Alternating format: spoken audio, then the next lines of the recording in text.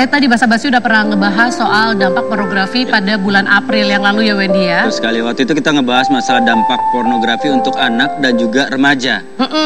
Dan banyak banget yang dibahas, banyak banget ilmu yang kita dapat juga. Tapi kalau kita ngomongin masalah pornografi, bukan hanya dampak sih ya. Kadang-kadang kita juga berpikir dampak itu kan sesudah terjadi. Kita juga memikirkan bagaimana caranya supaya itu tidak terjadi. Betul. Dan kenapa kita ngundang Melanie di sini? Karena Melanie punya anak juga, laki-laki juga yang ternyata adalah target yang paling rentan terkena dalam pornografi di usia paling dini. Terus dan juga kenapa kita ngebahas masalah ini lagi? Karena mungkin pemirsa udah baca artikelnya. Silahkan dilihat dulu artikelnya. Ini baru-baru aja terjadi ya. Jadi lagi video porno anak-anak beredar luas di media sosial. Orang yang mengambil gambar terdengar memberikan berbagai perintah kepada kedua anak tersebut. Kasih instruksi gitu ya? Instruksi. Video porno anak di bawah umur beredar di media sosial Senin malam. Dalam video berdurasi 4 menit, 8 detik tersebut terlihat anak laki-laki dan perempuan berbuat layaknya orang dewasa.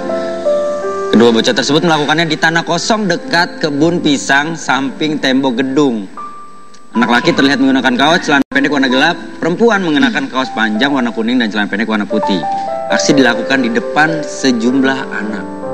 Dan ketawa-ketawa. Betul, orang yang mengambil gambar terdengar memberikan berbagai perintah kepada kedua anak dalam bahasa Jawa untuk melakukan berbagai gaya. Udah lihat dan cuman bertahan sekitar 20 detik.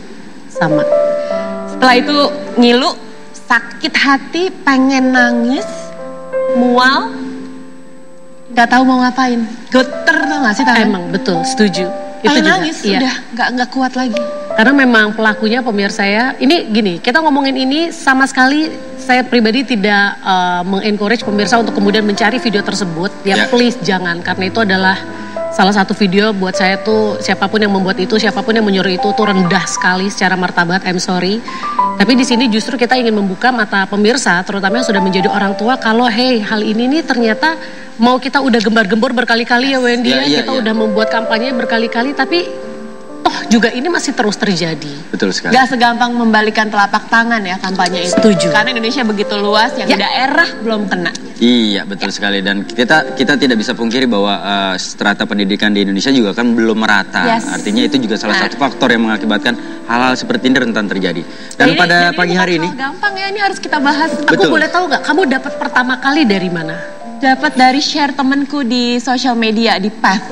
Oke, berarti ada orang yang men-share video itu. Ya, maksud dan tujuan dia untuk men-share video itu memang bukan untuk ayo nonton nih, seru nih gitu. Tapi please beware, ada kejadian ini tolong sampaikan ke KPAI kah atau ke pihak-pihak yang memang berwajib seperti itu bisa menangani hal ini secara cepat gitu, biar pelakunya cepat ditemukan.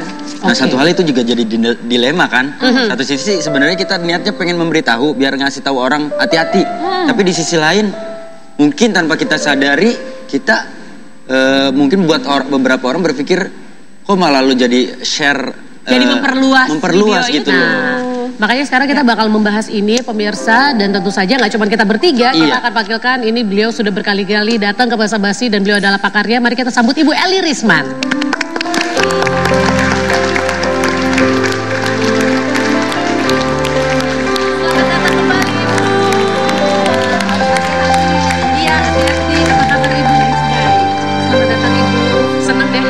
Lagi ke sini. Mudah-mudahan nggak bosan ya Bu datang ke rumahku. Dengan senang hati. Bu Eli. Apa kabar Bu? Baik Mel. Bunda apa kabar? Ibu Eli, aku cuma bilang iki piye to Bu. Semua pengen nangis Bu. Nonton video itu. Oh nonton 20 detik Bu. Gak bisa dilanjutin. Nonton gue berarti belum. Jangan. Enggak. Karena memang waktu itu pas mendengar kabar, mendengar berita itu selentingan, cuma akhirnya enggak lah, males. Ibu kalau kita ngeliat pelakunya anak kecil, kok aku punya anak umur 4, kita tahu anak kecil tuh nggak mungkin bisa melakukan itu atas inisiatif pribadi Ibu. Betul. Jadi kita sampai kepada era yang disebut child pornography. Ya, anak nggak mungkin bisa melakukannya kalau dia satu nggak pernah lihat. 2 nggak pernah tahu, 3 nggak pernah dicontohin, 4 nggak diinstruksikan. Itu ada instruksinya kok, kedengeran. Sekarang gini deh ya, itu orang otaknya rusak.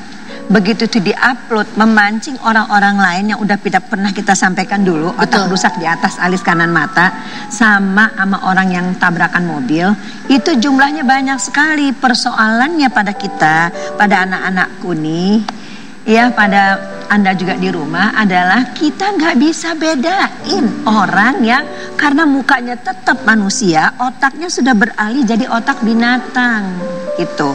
Kalau misalnya saya sakau karena narkoba, kan gitu ya. Kelihatan ya secara fisik gitu, ya. Tampilannya ya. Kalau ini dia nggak kelihatan. Jadi sebab itu yang kata kunci pertama buat semuanya saudara-saudara saya yang punya anak kecil, nih anak-anakku di sini dan yang di luar adalah waspada. Eling and waspodo. Jadi gini, tahu kan anak ayam ya? Ayam kalau baru menetas tuh telurnya, jadi kucing-kucing yang kuning-kuning itu, ya, itu ayam kan bulunya berdiri semua ya? Iya, betul. Kita nggak bermaksud apa-apa, kita cuma lewat gitu kan ya kan? Nah, kita ibu menghimbau diri ibu punya cucu 5. Dan semua saudara-saudaraku boleh nggak kayak ayam yang baru punya anaknya, telurnya baru menetas. Itu. Naikin bulunya. Soalnya, nih ya, kenapa itu bisa tersebar? Kok Windy bisa? Kok Melon bisa? Kok aku bisa dapat? Nah, karena pemerintah sampai saat ini abai terhadap undang-undang penerapan undang-undang pornografi. Sebetulnya nyebar Cici Panda kirim ke saya atau saya kirim ke satu orang lain aja, saya kena 500 juta. Jadi apapun tujuannya ya? Apapun tujuannya, pokoknya distribusi menyampaikan satu hati-hati ya, walaupun undangnya belum berlaku, 500 juta. Kita pertama sekali menghimbau, saya berterima kasih pada Bareskrim karena udah nangkep. Tapi boleh nggak Pak, kita dikasih tahu itu siapa ya Pak pelakunya? Supaya, dan kenapa ya Pak, kok dia bisa? Supaya kami ini risau kami itu ada jalan keluarnya, kami jadi bisa berhati-hati gitu kan ya? Iya Ibu, benar. Nanti kita akan bahas lagi pemirsa, tapi tadi ya udah disinggung sedikit soal kalau kita menyebarluaskan apapun maksudnya, kita bisa terjerat 500 juta rupiah.